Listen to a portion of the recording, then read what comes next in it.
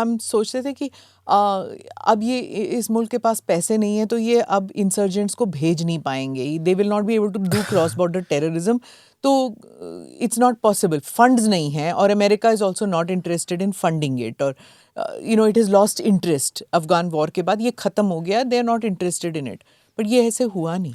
नहीं, ऐसा नहीं हो सकता था, बिकॉज देखिए बात ये कि इन्होंने जो पूरा जो 80s का जो दौर जो था, इस तरह से जो अफगानिस्तान में जो इंटरवेंशन था, तब पाकिस्तान ने इसको बिजनेस बना लिया। उनके पास पैसे आते थे, सऊदी से काफ़ी पैसा की जो पेट्रोल डॉलर्स वहाँ से आते थे, अमेरिकन फंडिंग थी, तो उसमें से वो एक अच्छा खासा जो है ना एक पूरा प्रॉफिट निकाल के रखते थे जो ज़रा, तो वो पैसा उनके पास काफ़ी हो गया था। फिर जो ये जो ड्रग स्मगलिंग जो है, आईएसआई का तो सारा मेन फंडिंग सोर्स क्या है आपका, नार्कोटिक स्मगलिंग रहा उनके पास, और उसके लिए उनको मैंडेट है 91-92 के अंदर, तो उनके नवाज शरीफ वगैरह के इंटरव्यूज़ हैं बाकायदा, आईएसआई का सारा पैसा उन्होंने इसी से कमाया है, ड्रग से, तो पैसे की उनको ऐसा कोई कमी थी नहीं।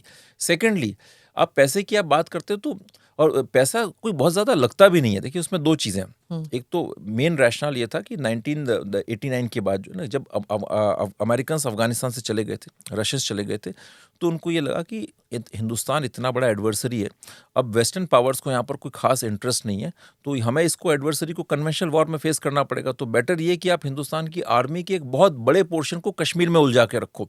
तो इसीलिए उनके लिए कश्मीर में टेररिज्म को स्टार्ट करना तो एक ज़रूरी चीज़ थी, उसकी प्लानिंग जिया के टाइम में ही हो चुकी थी, और उस वक्त इनके पास रेडी इंफ्रास्ट्रक्चर था, बिकॉज सारे के सारे वो जो हार्डकोर देवबंदी टेररिस्ट थे, हरकतुल जिहादुल इस्लामी, हरकतुल मुजाहिदीन, वो सब जॉबलेस थे, ठीक है। हाँ। वो मदरसों के अंदर सूडान से भी तो लेके आए, सूडान से भी थे उस वक्त का जो, तब तो टर्की से भी टेररिस्ट कश्मीर के अंदर आए हैं।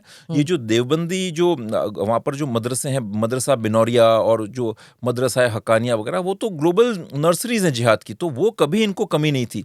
बांग्लादेश के लोग उसमें थे, उसमें तो ये लोग कश्मीर में आते थे, आपने इनको लॉन्च कर दिया, और आपको पैसा देखिए, जब आपके पास एक सिस्टम है, रेडी रिक्रूट्स का सिस्टम है, उसके बाद पैसा कोई बहुत बड़ी प्रॉब्लम नहीं होती है।